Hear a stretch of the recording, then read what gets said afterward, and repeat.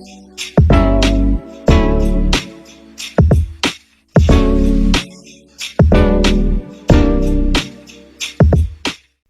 everyone, welcome to season 2 of Albano Talks.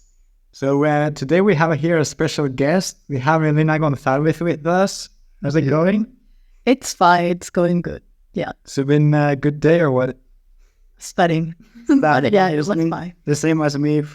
I came a little bit tired because I had a economics class, microeconomics in Swedish. In Swedish. Yeah, so I must say that it happened in the other episodes too in the last season that I wouldn't start recording like after a class. So I feel those hours having to be concentrated. It must be tough. Yeah, but it is what it is. You just have to find for times for the recording. But you might think that it's a little bit weird that we're speaking in English. And the answer is simple. Over the past months, we have been thinking after finishing the first season, we, like me and my co-host Alex, we have been thinking that it might be a good idea to expand our brand for like other niche, maybe like everyone that can speak English. International students, basically. Because the concept of Albano Talks was to make a podcast for students, which is us, for students, for students, my students.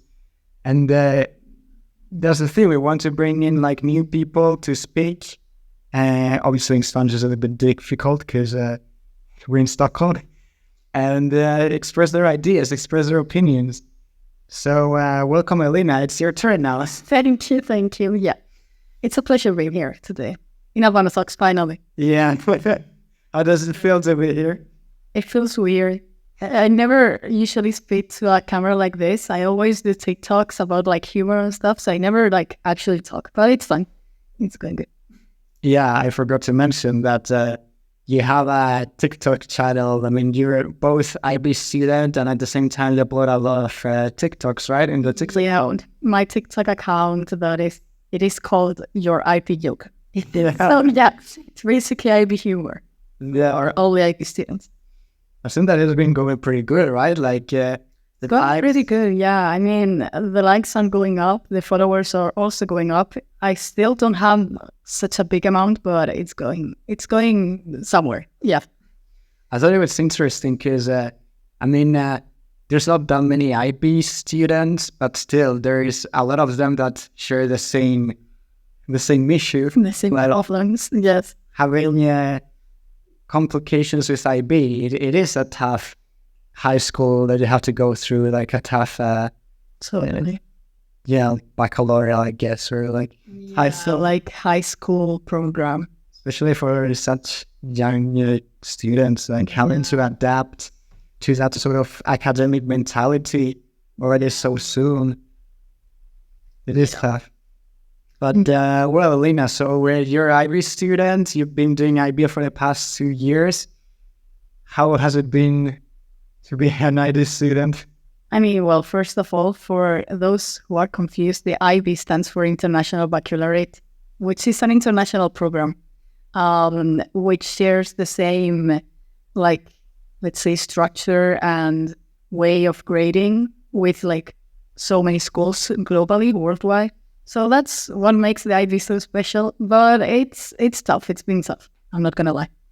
I've heard that for the IB, if let's say that you start the IB in one school, and especially for the students that like travel a lot or their parents travel a lot, it is much easier with IB because you all follow like the same sort of structure, right? In this high school. True, yeah. I mean... Some education, you could say. Yeah, of course, like, if you are used to, like, being in an international school, I think it's the best option to choose the IB. Of course, it's tough. I'm not gonna lie. It's very challenging. But it's a great way to get to know more people and just share the same views with others, especially, like, worldwide. You can get to know people from, like, different countries, different... religions and stuff. Yeah. That's very interesting. It's basically like being at a university, but with but with high school. with high school, exactly. It is like that. Yeah, it feels like that, even though I've never been to university. But yes. I mean, now at least they're gonna find it pretty easy to be at uni. I think, yeah. I don't know, but I hope it's easier. I mean, not easier, but like similar to the IB. Honestly, when I started uni, I thought that in a way it was easier than high school, just because you don't have the teachers, or you're not thinking about the studies all the time. I mean, of course, you can do that if you want to have like a very good grade, but you feel more free in a way.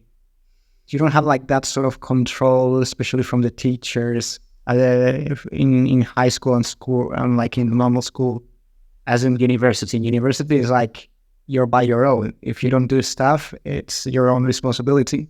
I mean, for the IB, it's pretty similar, but like in the high school way. So of course you're still in school, but it also feels like you are free to do whatever you have to do with your program. So basically you need to like organize yourself. It's very important. Like organization is the key to be successful in the IB, I would say. But yeah, it's basically like a pre-university kind of phase in life if you choose IB. I would basically say that it couldn't even be university phase already, because it's so intense. Well, yeah, true. It is.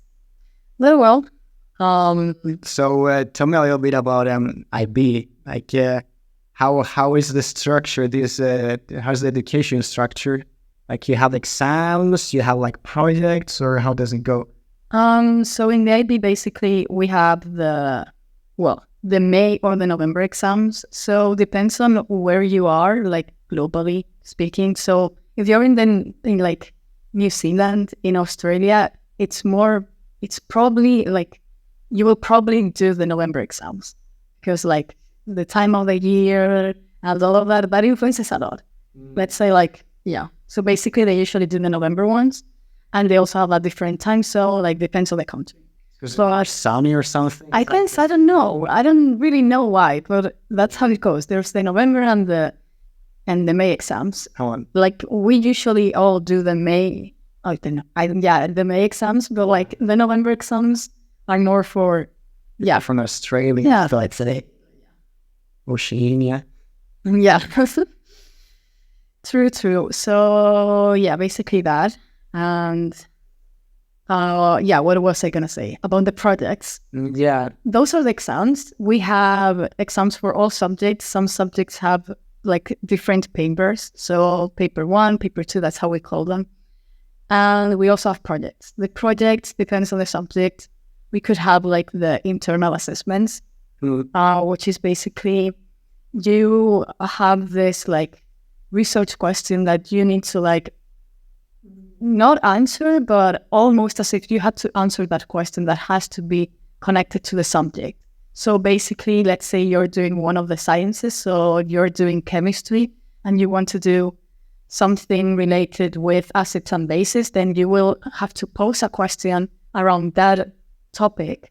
And then you will have to like do a lab that needs to be related to that specific topic. So it needs to be very specific, but it always has to be like according to the unit. It feels like some sort of report that you have to write down. Yeah, it's like a report, but it depends also on the subjects. For the sciences, it's like a lab report. Yeah. But it has to be really like well written and stuff. I understand.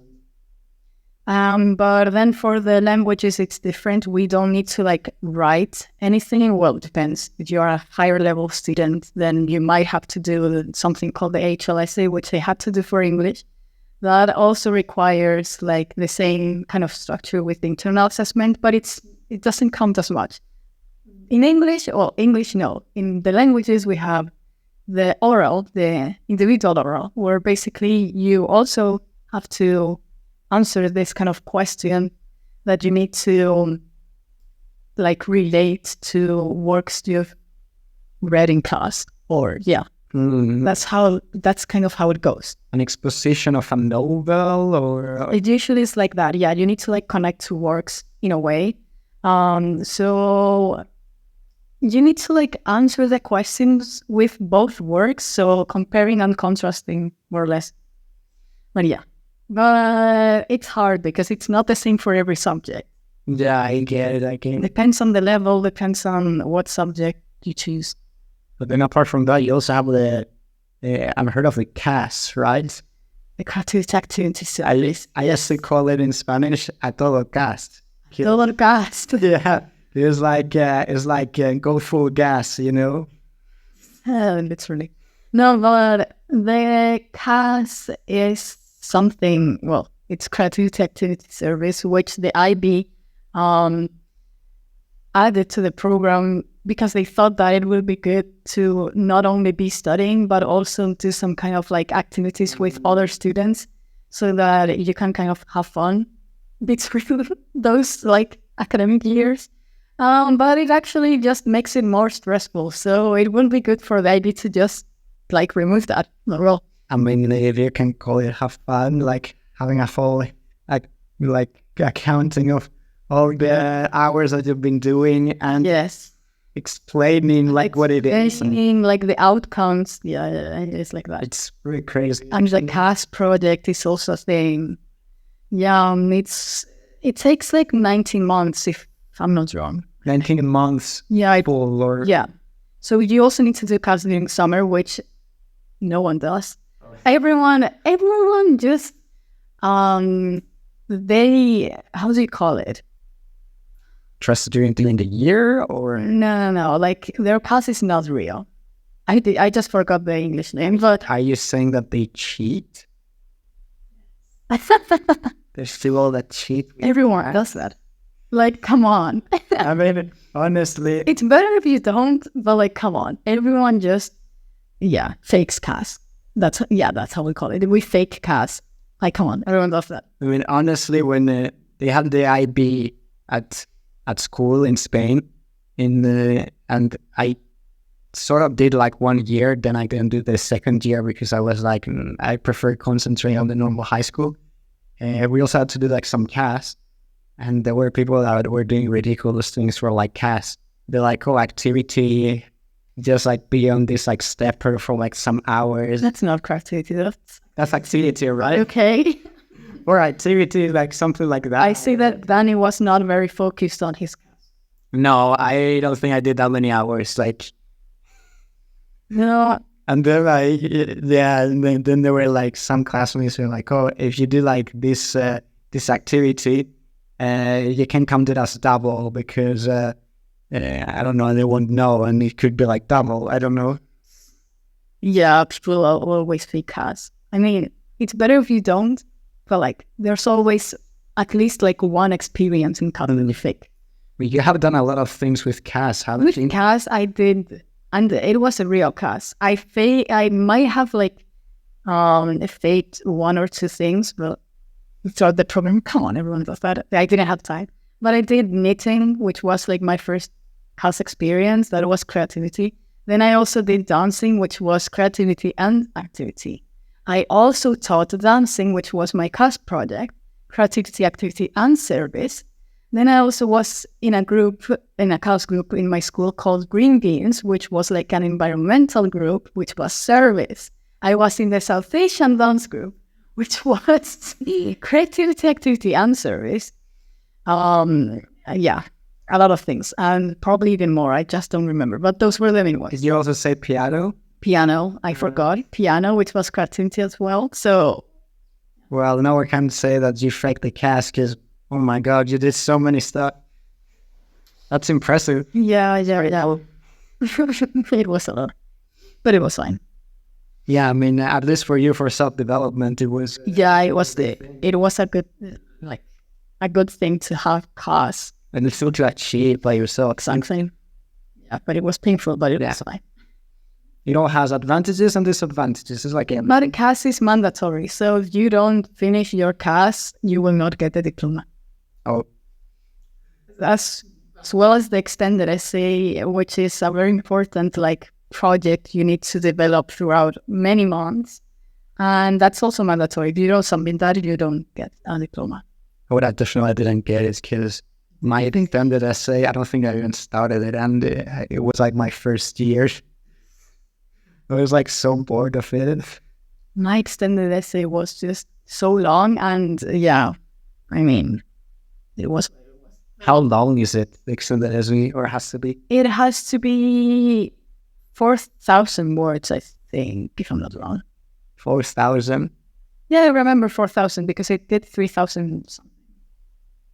I think the minimum is 3,500. Or, I mean, I don't know if there's a minimum, but like, there should be.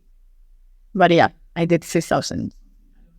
Well, it is a lot for a high school student. It is a lot. And you can't, like, let's say, falsificate your now or stuff, because otherwise they catches it and you fail. So I think for the thesis at university, for the bachelor thesis, I think that has to be like 15,000 words. I'm not sure. Obviously, and that's uni. Yeah, that's uni, and you only do that. You don't do anything else apart, because I mean, you also need to make all the other how do you call it, the other projects from like the other subjects, which like it's also more amounts of like words. And on uni you also concentrate only on that. It's like 2 months only or maybe even more, only doing the bachelor's thesis. Yes. Yeah. But well, yeah. Another important thing, theory of knowledge, which I hate. Talk. But still. Well, not talk. Talking was in Spain. Talk. Teoría del conocimiento. Yeah. No, it wasn't talk. It's called, because that's another thing. But TOK. How we talk in Spanish. TOK. TOK. Because it's a K. No, that's C. Right? Well, theory of knowledge, I don't even know what it is. I can't even explain what it is. It's kind of like, how do you call it? Like, I mean, I always thought it was some sort of philosophy. I'm like, without it being philosophy. It is a bit pointless. And you go through like, technically you go through like all the different like types of knowledge that there are, right? Yes. I don't remember much. I just remember that they were like, like indigenous knowledge, or like touch, or that's, I don't know, like. It was a lot of stuff, and I don't remember. I get a lot of TOK lessons, so I can't really comment on it. Who did? But you also have 2 projects in TOK, the exhibition and the TOK essay. The exhibition, I did it during my first year. I am not wrong. It was something about like a question, I think, because the essay is similar, but it's not the same. It was very confusing. What? Sorry? TOK exhibition. I don't really remember. I did it in like my first year, so I can't really remember how it was. I just know we went to a museum. I took pictures, and then I talked about those things related to some questions. But the TOK essay, it is like you have 4 questions that the IB chooses each year. You choose one, you answer it with 2 subjects. And yeah. Oh, so that's like one of the compulsory subjects in IB, like TOK. Yeah, it is mandatory. It's TOK, maths, English. It's a human science. It's one of the type of maths that you also have to choose, one art or any other subject you want to have like extra, let's say. Then one science, one language A, one language B. Language A is usually like the language you dominate the best, and then language B is like, let's say, your second language, your third language. It's usually like that. Which one did you have as dominate the best? English A, language and literature, higher level. Oh, that's so tough. It was tough, but it was fine. Language B was Swedish. All right, so that's how the subjects are divided then. Yeah. And I remember, I don't know, when I had the IB thing, we couldn't really choose the subjects. So our school was so bad. Well, we had like we had like drama and like TISC, I think it was TISG, I don't know. I don't know what it is, but our school was a bit weird. Yeah, it was. We didn't choose. That's so bad because like not choosing your own subjects. That's not like, let's say, that's not like ethical. I mean, it's just that they started it like that. Like, of course, I guess they didn't have the resources, or I don't know. it just goes like if you want to do, let's say, the natural science high school program, then you already had this like assigned subjects, and that's not how it goes. You should like choose what you want. But since our school only had like French and For our school, you're mentioning the school in Spain, not the one here. no, I don't mean the one here. When I refer our school, I mean the school we used to go Yeah. in Spain. I don't mean the one here. No, the one here had so many subjects to choose, and there were more. There's also like downs, Really? which I wish I could like choose, but I couldn't. Yeah, but we didn't have that. But you had drama. Yeah, drama too. Our other school, I mean, the one in Spain, I don't know why they have drama. It makes no sense. I guess they couldn't put that many more subjects because, for example, It's like the art subject. for example, chemistry, they couldn't have chemistry because their labs weren't prepared to. Their labs they had labs, they just didn't want to use them. But they had to update them or something to like. They do. There has to be like, it has to be a safe space to do the experiments. And I think they didn't like.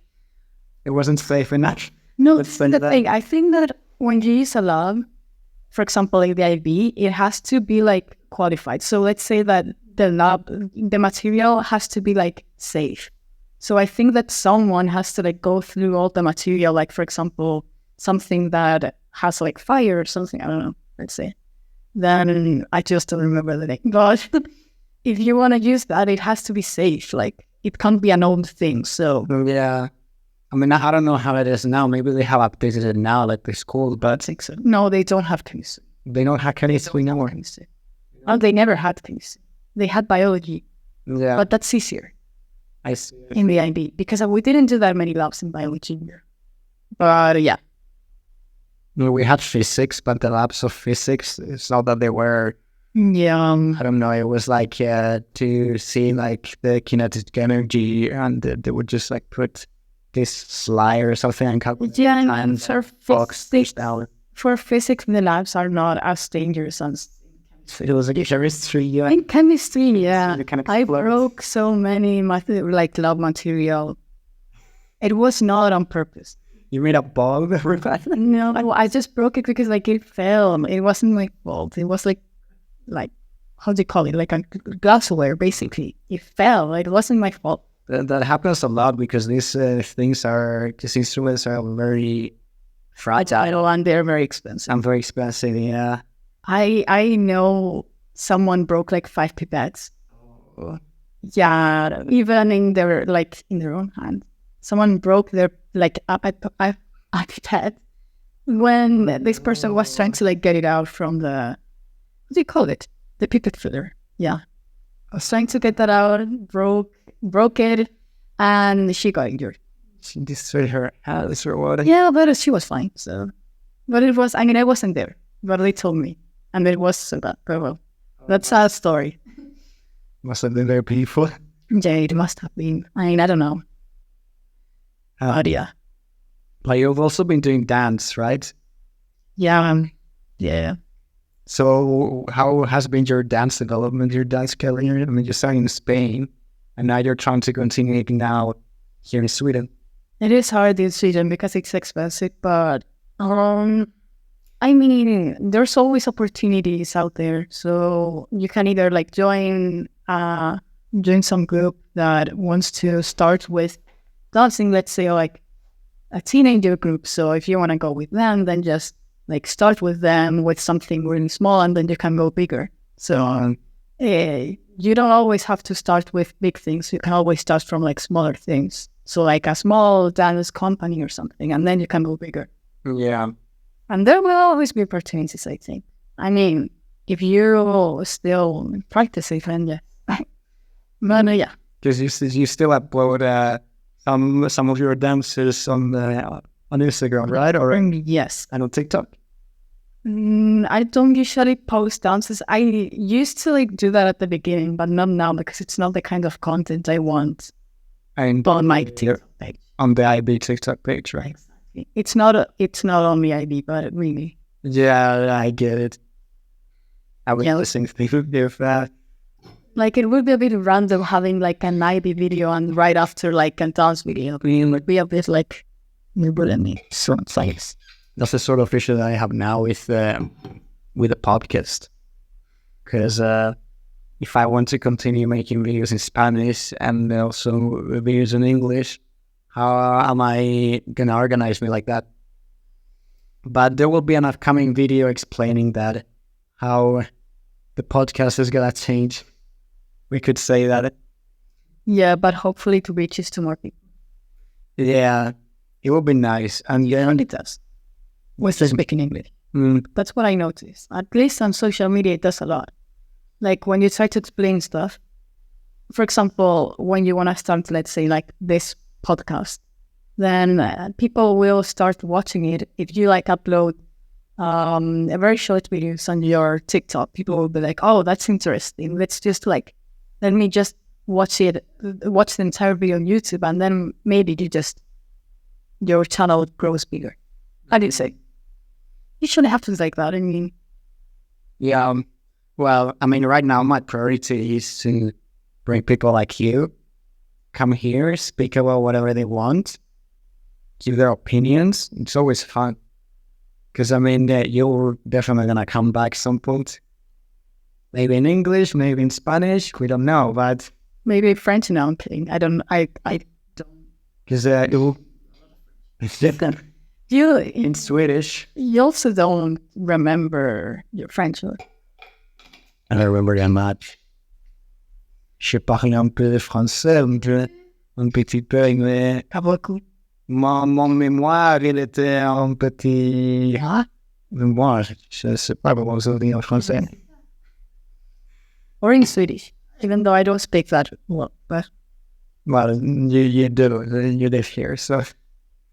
But that's more complicated, because it doesn't reach so many people in Swedish, I guess. Well, in the Swedish TikTok, it does. The Swedish TikTok, I guess, Swedish TikTok, yeah. But yeah, whatever.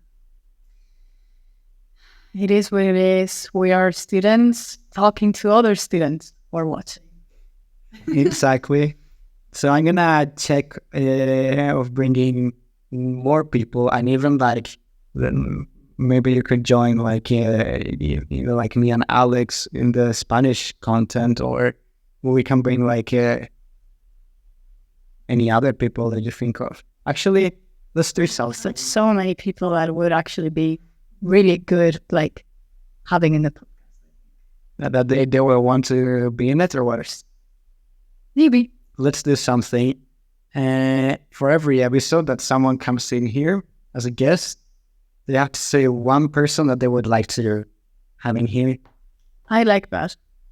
Do you like the idea? I like the idea. So do you have anyone in mind? Anya. Our sister should come. She should talk about like her job and what she's studying. I think it's interesting. Yeah, it would be very interesting because she touches more the medicine branch. So it really will be interesting. So yeah, I'll consult with Anya. Anya should be next. Anya will be here. Well, hopefully. Yeah. Yeah. It's going to be very interesting. You will. Well, thank you very much, Elina, for coming here. I think that we nearly did like half an hour, which is pretty good. And let's hope that you come like another time if you want. You're always welcome. Yes. I mean, it would be so nice to come back. Yeah, exactly. And to see the final project once it's already uploaded. You'll see how it is to see yourself and behind the screen speaking. Yeah, that's weird, but yeah. Yeah, at the beginning it feels very cringe, I must say. Well, okay then. But that's fine. Yeah. That's all for today. Yeah, it's something that you had to go through anyways.